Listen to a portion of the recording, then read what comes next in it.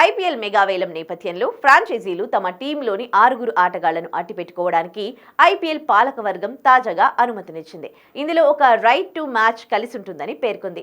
అయితే వేలంలో పాల్గొనే విదేశీ ప్లేయర్లపై కఠిన ఆంక్షలు విధించారు. జూలైలో జరిగిన సమావేశంలో Sunrisers Hyderabad CEO Kavya Maran demand మేరకు రూల్స్ ను ఏర్పాటు చేసినట్లు తెలుస్తోంది. మెగా వేలంలో పాల్గొనేందుకు విదేశీ ప్లేయర్ మొదట రిజిస్టర్ చేసుకోవాలి. రిజిస్టర్ చేసుకుని విదేశీ ఆటగాళ్లు తర్వాత జరిగే మినీ వేలంలో పాల్గొనడానికి అవకాశం లేదు.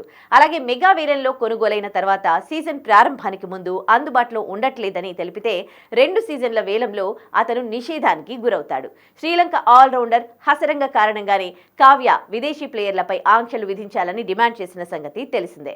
గత వేలంలో హసరంగాను సన్ రైజర్స్ 1.5 కోట్లకు దక్కించుకుంది. కానీ గాయం కారణంతో హసరంగ ఐపీఎల్ 2024 నుంచి తప్పుకున్నాడు. అయితే 2023 వరకు ఆర్సీబీతో హసరంగాకు 10 కోట్ల కాంట్రాక్ట్ ఉండేది. కానీ ఆర్సీబీ వదులుకోవడంతో వేలంలోకి వచ్చిన హసరంగా తక్కువ ధర పలికాడు.